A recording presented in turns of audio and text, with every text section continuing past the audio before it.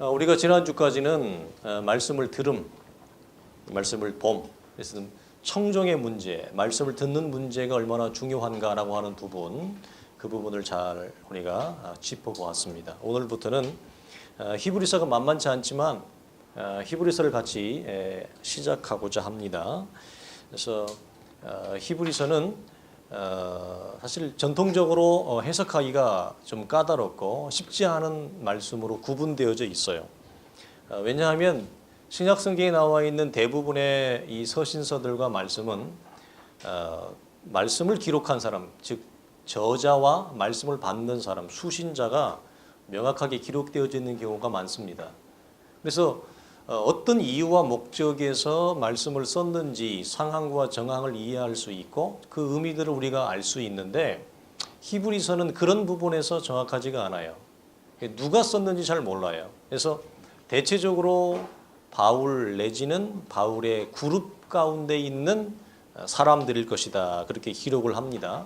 그렇게 추측을 하는데 많은 사람들이 바울이라고 얘기하는 경우도 있고 바울 사도가 아니라고 얘기하는 경우도 있어요. 그러면 바울의 그룹들 가운데서 있는 사람 중에 대표적으로 있는 사람들이 누구냐면 바나바, 그 다음에 디모데, 누가, 그 다음에 이 실라 이런 사람들이죠. 그리고 브리스길라와 아굴라 이런 사람들도 바울의 그룹들 가운데 포함되어져 있는 사람이에요.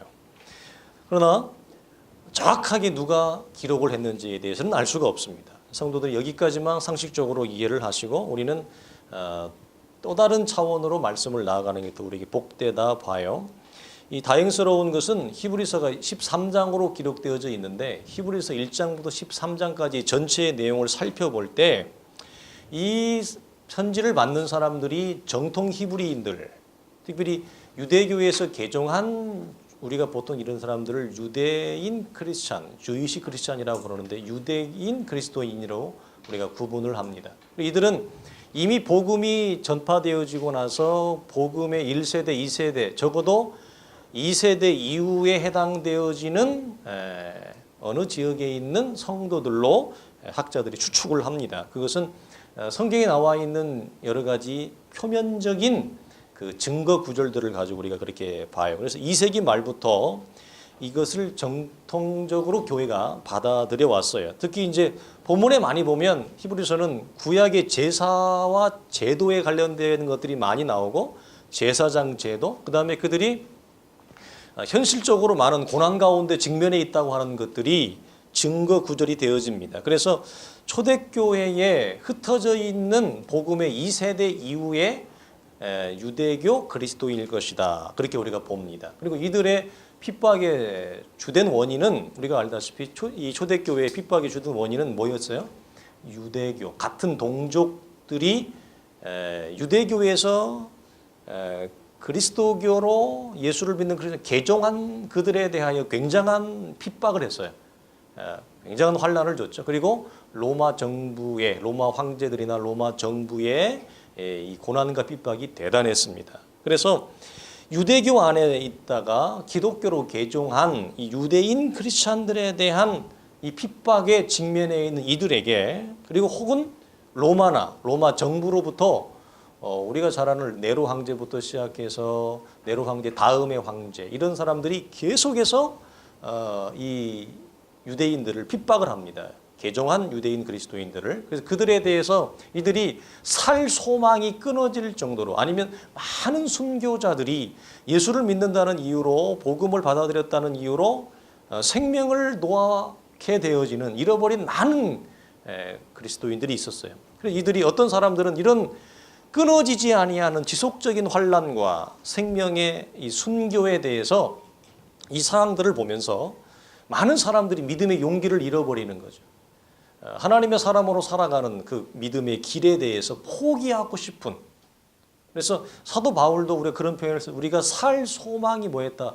끊어질 정도가 되어졌다라고 하는 그 지경에 이르게 되어져 있는 그 사람들에 대하여 이 어떤 이들을 지도했던 어떤 영적인 지도자가 그게 바울 내지는 바울의 그룹 속에 있던 어떤 바울이 바나바가 됐든지 디모데가 됐든지 누가 됐든지 모르겠지만 그분이 이들이 믿음의 이 줄을 믿음의 길을 포기하지 않고 걸어가도록 권면하고 있는 말씀이라고 하는 것입니다. 그래서 흥미로운 것은 저자는 이 히브리서를 쓰게 되어지는 저자는 히브리서 이 서신을 맡고 있는 어떤 이 히브리 교회, 우리가 자칭 이렇게 표현을 히브리인들이 받는 히브리 교회의 성도들의 그 상황과 현실을 잘 알고 있었다는 사실이에요. 그래서 뭐라고 표현하냐면 조만간 내가 다시 너희를 방문하기를 원한다. 그걸 기대하고 있다. 이렇게 표현을 합니다. 히브리서 13장 19절을 보면 이런 말씀이 있어요. 내가 더 속히 너희에게 돌아가기 위하여 너희가 기도하기를 더욱 원하노라. 무슨 말이에요? 갈 수 있도록 내가 너희를 고난당하고 있는 너희, 믿음에 지쳐있는 너희를 내가 찾아갈 수 있어서 너희를 방문할 수 있기를 좀 기도해 주어라. 나도 기도하고 있으니 너희도 기도에 요청한다. 또 히브리서 13장 23절에 보면 우리 형제 디모데가 노인 것을 너희가 알라. 그가 속히 오면 내가 그와 함께 가서 너희를 보리라 돼 있어요.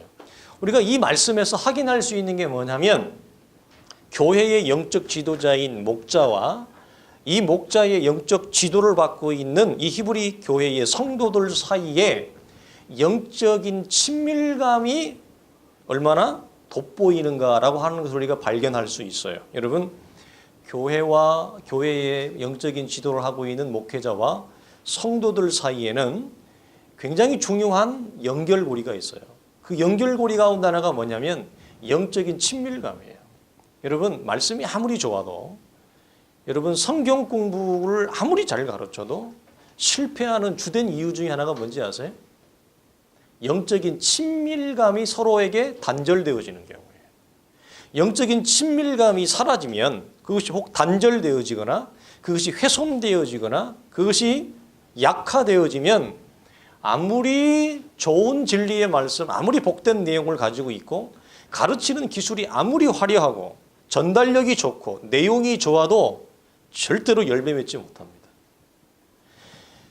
가르치는 자와 가르침을 받는 자 사이에 가지는 영적인 친밀감은 어떤 성경 공부에서의 열매 맺는 삶, 변화되어지는 삶에 있어서 가장 중요한 키라고 해도 과언이 아니에요. 그래서 이 성도들 사이에 갖는 영적 친밀감이 가르치는 자와 가르침을 받는 자 사이에 얼마나 중요한가 뿐만 아니라 이 친밀감은 무엇으로 연결되어지냐면 성도들의 현재적인 신앙적 상태를 영적인 지도자가 잘 이해하고 있는 거예요. 잘 파악하고 있는 거예요.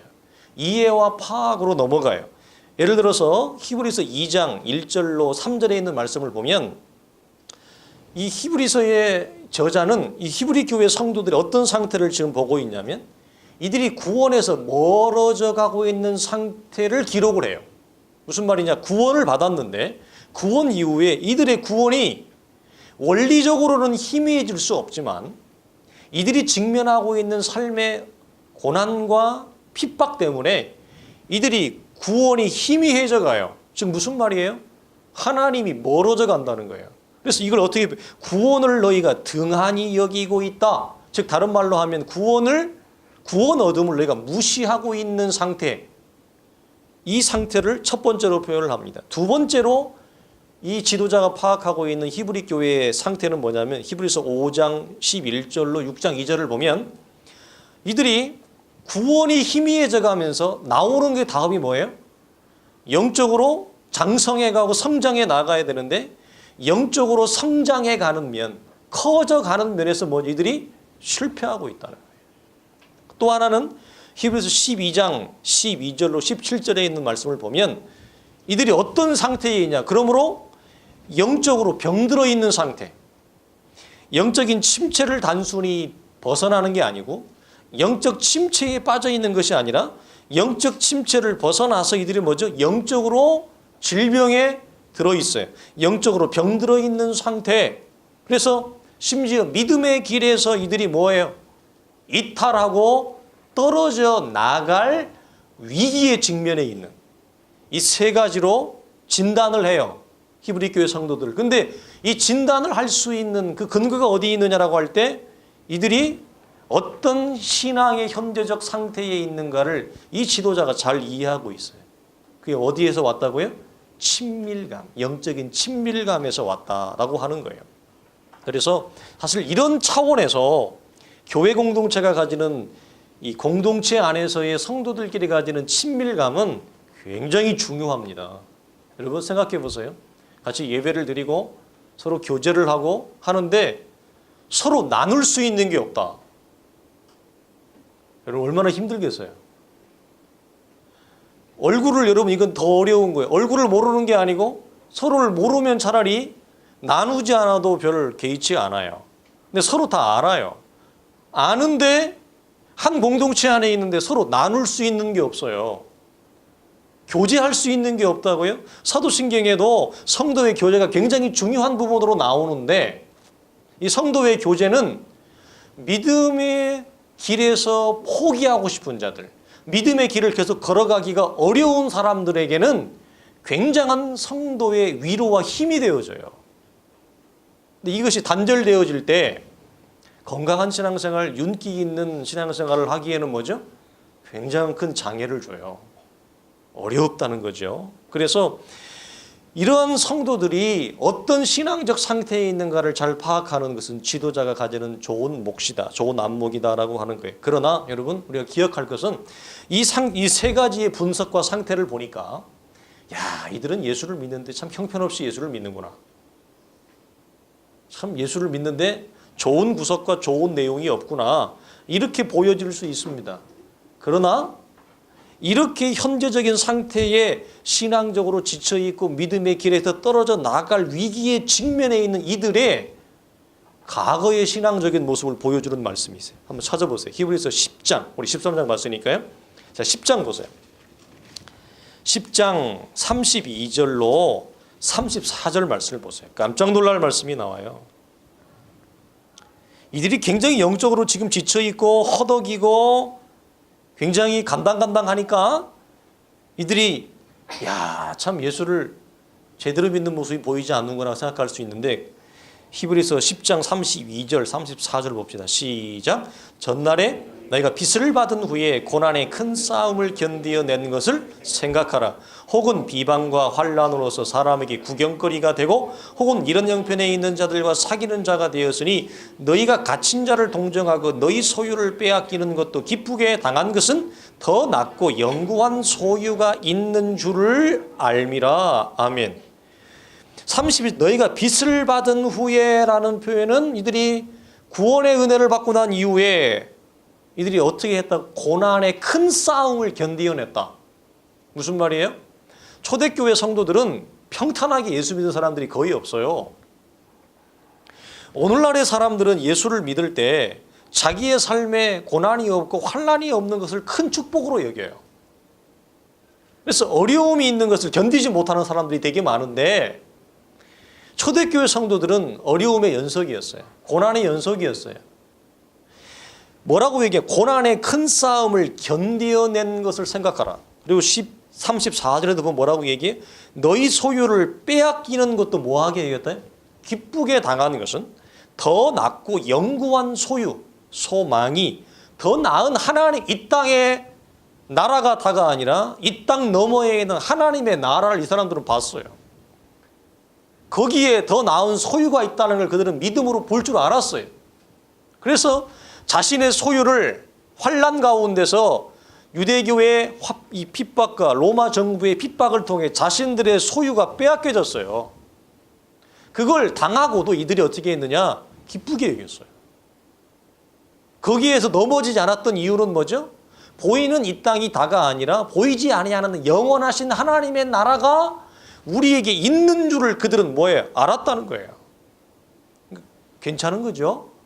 굉장히 좋은 모습으로 참 우리가 본받을 만한 모습으로 이들은 예수를 믿었어요. 그런데 이들의 현재적 상태는 어떻다고요? 믿음의 길에서 이탈을 하고 싶은, 즉 믿음을 포기하고 싶은 상황까지 왔다는 거예요. 어떻게 이렇게 극과 극의 상황을 같은 공동체가 한 지체들이 경험할 수 있을까? 정말 아이러니컬하지만 우리가 조금 전에 나누었듯이 로마서 8장에도 육신이 연약하면 하나님의 빛의 구원의 은혜를 받고 난 이후에도 어떻게 해요? 사람이 한때는 믿음의 용장과 같은 모습을 보이기도 하지만 믿음의 굉장한 침체와 믿음의 길에서 이탈하고 싶은 마음이 들 정도로 살 소망이 끊어질 정도로 뭐죠? 이런 선의 직면에 있다는 거예요. 이걸 이 히브리 교회의 지도자가 뭐죠? 영적으로 간파하고 이들을 권면하고 이들에게 영적인 위로를 주기 위해서 이 말씀을 기록했다는 거예요. 여러분, 사람은 얼마든지 이전에 영광스럽고 복된 신앙생활을 하는 그런 신앙적인 경력에도 불구하고 현재적인 신앙의 모습이 매우 초라해질 수 있어요. 그리고 영적으로 매우 둔감해질 수 있어요. 그 둔감의 상태가 믿음의 길을 가야 되느냐 멈춰야 되는 상황에까지 뭐죠? 갈 수 있다는 거예요. 그걸 얼마든지 뭐예요? 히브리서가 보여준다라고 하는 것입니다. 이런 일이 어떻게 가능할까 하지만 우리가 구약에서 이스라엘이 뭐죠? 출애굽의 10가지 하나님의 기적적인 이 표적을 통해서 구원의 역사를 경험하고도 그들은 뭐죠? 차라리 우리 애굽으로 다시 돌아가자. 차라리 노예의 상태가 있으니 더 낫다. 괜히 우리가 따라 나왔다 모세를. 이렇게 극과 극의 모습을 사람은 한 믿음의 선상 안에서 우리의 믿음의 여정에서 얼마든지 보여지고 나타낼 수 있다라고 하는 거예요. 우리는 그 단서를 히브리서 6장을 보시면 이렇게 말합니다. 6장 1절과 2절에도 보면 이런 말씀이 나와요. 영광스러운 신앙의 경력에도 불구하고 이렇게 얘기합니다. 그러므로 우리가 그리스도의 도의 초보를 버리고 죽은 행실을 회개함과 하나님께 대한 신앙과 세례들과 안수와 죽은 자의 부활과 영원한 심판에 관한 교훈의 털을 다시 닦지 말고 완전한 대로 나아갈지니라 돼 있어요. 무슨 말이에요? 이들이 앞으로 나아가지 못하고 다시 도의 초보에서 배워야 될 것으로 이전의 상태로 뭐죠? 돌아가는 신앙적인 퇴보를 얼마든지 보인다는 거예요. 그러므로 영적으로 우리가 자고해서는 안 돼요. 나는 설 만큼 섰다. 나는 뭐 배울 만큼 배웠다. 나는 알 만큼 안다. 나는 은혜를 뭐 받을 만큼 받았다. 나는 충분하다. enough. 뭐가 enough예요? 우리에게는 I'm enough가 없어요. 그래서 은혜 위에 은혜가 필요한 거예요. 우리에는. 이 부분에서 우리는 영적으로 잘 구별을 해 나가야 됩니다. 여러분, 히브리 교회 성도들이 구원 이후에 복음 진리를 통해서 그들의 구원을 일으켜 세우고 만들어가고 완성해가는 문제에서 실패한다면 누구든지 뭐죠? 이런 아픔을 경험할 수 있다는 거예요. 여러분, 구원을 받았다는 것은 우리가 이제도 많이 나누었습니다만 신앙생활의 종결이 아니에요. 신앙생활의 완성이 아니에요. 빚을 받은 후에라고 표현을 했죠. 즉 구원을 얻은 후에라고 하는 것은 여러분 예수를 믿음으로 받아들이고 신앙생활을 시작하는 시작인 것입니다. 이제 출발점이에요. 어떤 분들은 신앙생활의 출발점, 즉 빚을 받은 후에 이것이 뭐죠? 다한 줄 알아요. 어떻게? 나는 예수를 믿었다. 나는 죄사함을 받았다. 나는 이제 천국을 소유하게 되었다. 그게 다예요. 그게 종결이에요. 그게 완성이에요. 그걸로 구원을 이해하고 있으면 안 된다 그랬어요. 그걸 우리가 뭐라고 그랬죠? 낮은 수준의 구원을 이해하고 있는 사람이에요. 나 이제 예수 믿었어. 죄의 문제가 해결되어졌대. 천국이 우리에게 담보가 되어졌대. 오케이. 그게 다예요. 신앙생활의 종결이 아니에요. 빚을 받는다는 것은 시작인 것입니다. 그래서 그 시작 이후에 우리에게 뭐가 남아 있어요? 하나님의 거룩과 영광과 의에 이루는 이 싸움이 있는데 이 싸움을 안 싸워요. 이 싸움을 회피하거나 싸우지 않거나 감지하지 못하면 빚을 받은 후에 구원을 얻었다 할지라도 뭐죠? 얼마든지 영적으로 뭐 할 수 있다? 침체하거나 질병에 걸리거나 영적으로 회피하거나 무너질 수 있다. 이 부분을 우리는 보게 되어집니다. 안타까운 것은 이들이 완전한 대로 나아가는데 뭐죠? 실패했던 것 같아요. 무엇에도 불구하고 고난을 견디어내고 우리식으로 표현하면 적지 않게 교회에서 활동도 하고 열심히 있는 신앙생활도 하고 교회에서 오랫동안 몸 담고 이것저것 교회 일을 많이 거들고 오랫동안 교회 일에 참여했음에도 불구하고 뭐가? 더 큰 구원으로 나아가는데 그들이 뭐죠? 실패했다. 그럴 때 이런 어려움이 찾아오는 걸 보게 되어집니다. 무엇이 더해지니까요? 고난이, 핍박이 더해지기 때문에. 자, 구원 이후에 우리가 가장 전력해야 될 것들, 추구해야 될 것들은 뭐예요? 하나님의 말씀을 통해서 우리의 구원을 크게 만들어가는 것. 거룩과 의와 진리에 이르는 싸움으로 어떻게 해요? 완전한 대로 나아가는 이 싸움을 우리가 계속해야 된다라고 하는 거예요. 그리고 아까 히브리서 6장에 나누었듯이 그들은 무엇만을 붙잡고 있었어요? 도의 초보만을 붙잡고 있었다. 이 초보가 뭐라고요? 예수 믿었다. 이제는 죄의 문제 해결이 되어졌다. 나는 구원받았다. 이것만을 붙잡고 있을 때는 누구든지 그럴 수 있다. 그래서 그들의 위안과 자랑이 뭐예요? 우리가 과거에 어떤 어려움을 이겨냈다. 우리식으로 풀면 뭐예요? 내가 과거에 교회에서 이것도 하고 저것도 하고 다 해봤다. 나도 은혜를 다 경험해봤다. 은혜의 빚을 받아봤다. 그래서 히브리서 뒤에 가면 뭐라고 6장 뒤에 가면 뭐 한 번 빚을 받고 성령의 은사를 경험하고 이런 표현이 나오는 거예요. 나름대로 교회 안에 자라면서 이것도 해보고 저것도 해보고 이런 경험도 해보고 저런 경험도 해보고 이런 체험도 해보고 이런 활동도 해보고 이런 참여도 해보고 해보았다. 이걸 히브리 기자 이 성도들은 뭐라고? 우리가 과거에 이런 큰 어려움과 환난도 믿음으로 견디어냈다. 그런데 중요한 건 뭐예요? 과거가 아니라 옛날이 아니라 그러면 지금 당신의 신앙의 상태는 뭐냐 이거예요. 우리의 현재적인 신앙의 상태에서 이들은 뭐죠? 도의 초보에만 머물러 있고 완전한 대로 나아가는 데서 뭐 했다? 실패했다. 무엇에도 불구하고 과거의 화려한 신앙적인 경력과 활동과 열심에도 불구하고 현재적인 모습은 뭐죠? 영적으로 초라하다. 영적으로 매우 둔감되어 있다. 영적인 질병에 빠져 있다. 자, 여러분 이들 속에 나타나는 두 가지 특징이 있어요. 도의 초보만을 붙잡고 예수 믿는다는 것만을 붙잡고 더 큰 구원으로 나가지 못하는 자들이 겪는 특징 두 가지. 첫째 뭐냐? 시간이 흘러가면서 점점 더 영적으로 약해지고 악화되어져 갑니다. 인내와 헌신을 찾아볼 수가 없게 되어져요. 영적으로 허약해져요. 두 번째, 그들에게 다가오는 새로운 시대적인 유혹과 핍박이 있어요. 이 유혹과 핍박은 어느 시대나 다 있지만 시대마다 옷을 달리해요. 옷을 달리 입는데 과거에 겪었던 핍박이 아니라 새로운 옷을 바꿔 입는 시대적인 유혹과 핍박을 감당할 수 있는 실력이 없어요. 그래서 급기야 어떻게 한다고요? 믿음의 자리에서 떨어져 나갈 위기에 직면하게 되어지는 두 가지 특징을 이들 속에서 발견하게 되어집니다.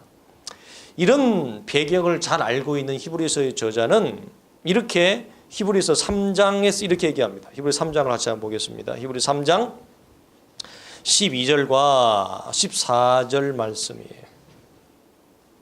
다 같이 봅니다. 시작. 형제들아 너희는 삼가 혹 너희 중에 누가 믿지 아니하는 악한 마음을 품고 살아계신 하나님에게 떨어질까 조심할 것이요 오직 오늘이나 일컫는 동안에 매일 피차 권면하여 너희 중에 누구든지 죄의 유혹으로 완고하게 되지 않도록 하라. 우리가 시작할 때에 확신한 것을 끝까지 견고히 잡고 있으면 그리스도와 함께 참여한 자가 되리라. 아멘. 뭐라고 얘기한다고요? 살아계신 하나님에게서 떨어질까 조심할 것이요. 그리고 오직 오늘이나 일컫는 동안에 매일 피차 권면하여 너희 중에 누구든지 죄의 유혹으로 완고하게 되지 않도록 뭐해? 하라. 그래서 아까 우리가 앞으로 나누었죠. 영적인 친밀감이 교회 공동체에서 굉장히 중요하다고 그랬죠. 13절에 뭐라고 해요? 매일 피차 권면하여라는 말씀이 있어요. 같은 교회 공동체의 멤버들끼리 영적인 친밀감을 가지고 영적인 친화력을 가지고 공동체가 주는 이 매일의 권면과 교제와 나눔은요, 우리에게 굉장한 신앙적인 힘을 줍니다, 여러분. 그래서 혼자 여러분 예수 잘 믿는다는 것은 굉장히 어려운 일이에요. 굉장히 불가능한 일이에요. 그래서 우리가 왜 교회 공동체로 모여야 되느냐라고 할 때 여기에 있어요, 이유가. 혼자 신앙생활 잘하기 어려워요. 네. 이 말씀을 줍니다. 자, 그래서 우리가 반드시 기억할 것은 신앙의 현대적인 자리에만 머물 수 없다는 거죠. 우리가 이미 이전에도 한참 나누었습니다만 신앙의 현재적인 자리에만 머물러 있다면 현재적인 그 수치와 신앙의 자리를 지켜낼 수 없다. 반드시 뭐 한다고 그랬어요? 후퇴해요. 신앙이 완전함으로 앞으로 나아가지 않으면 현재 상태를 유지할 수 있는 게 아니라 뒤로 퇴보한다. 뒤로 물러간다 그랬어요. 뒤로 물러가고 퇴보하면 뭐예요? 신앙적으로 타락하게 되어져 있어요. 이 사실을 히브리서 기자가 우리에게 말씀을 줍니다. 자, 우리 히브리서 10장 38절로 39절 말씀을 보면서 말씀을 마치도록 하겠습니다. 히브리서 10장 38절 39절 말씀 다 같이 읽습니다. 시작. 나의 의인은 믿음으로 말미암아 살리라. 또한 뒤로 물러가면 내 마음이 그를 기뻐하지 아니하리라 하셨느니라. 우리는 뒤로 물러가 멸망할 자가 아니요 오직 영혼을 구원함에 이르는 믿음을 가진 자니라. 아멘. 왜 우리가 신앙의 현재적인 어려움과 고난과 핍박 가운데서도 앞으로 신앙으로 나아가야 되느냐. 그리고 왜 단순히 예수를 믿었다라고 하는 도의 처분만을 붙잡고 있어서는 안 되는가라고 할 때에 신앙의 현재적인 자리만을 고수한다면 이것만으로 만족하고 있다면 안타까운 사실이에요. 사실은 우리가 예수를 믿으면서 하나님의 교회를 섬기면서 많은 사람들이 갖는 이 위장된 안락함이 있어요. 위장된 안락함. 그게 뭐냐면 주어진 것에 신앙의 현재적인 자리로만 그냥 만족하는 거예요. 이 신앙의 내 상태를 하나님의 말씀에서 잘 헤아리지 못하고 사실은 많은 허점과 많은 구멍과 많은 이탈과 실패가 있음에도 불구하고 그것을 어떻게 해요? 그냥 만족히 여겨요. 여기서의 만족이라는 것은 무엇을 전제해요? 신앙의 진취적인 싸움을 싸우지 않는다는 거예요. 거룩한 싸움을 안 싸워요. 믿음에 이르는 싸움을 싸우지 않아요. 그리고 주어진 것으로만 만족해요. 그리고 이 주어진 것에 작은 샬롬이 있다면 그 샬롬이라는 말을 쓰기 좀 그렇지만 어려움이 없고 흩어짐이 없으면 그게 족한 거예요, 그냥. 위장된 안락함에 빠져서 영적으로 퇴보하고 영적으로 작아지고 허약해지고 병이 들음에도 불구하고 완전한 대로 나아가는 싸움을 싸우지 않아요. 그리고 그걸로 족해요, 그냥. 안타깝죠. 성경은 뭐라고 얘기한다고요? 뒤로 물러가지 말라. 여러분, 위장된 안락은 앞으로 나아가는 거예요? 뒤로 물러가는 거예요?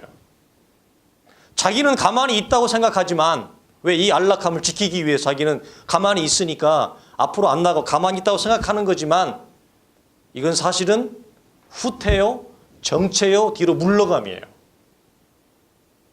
어떻게 보면.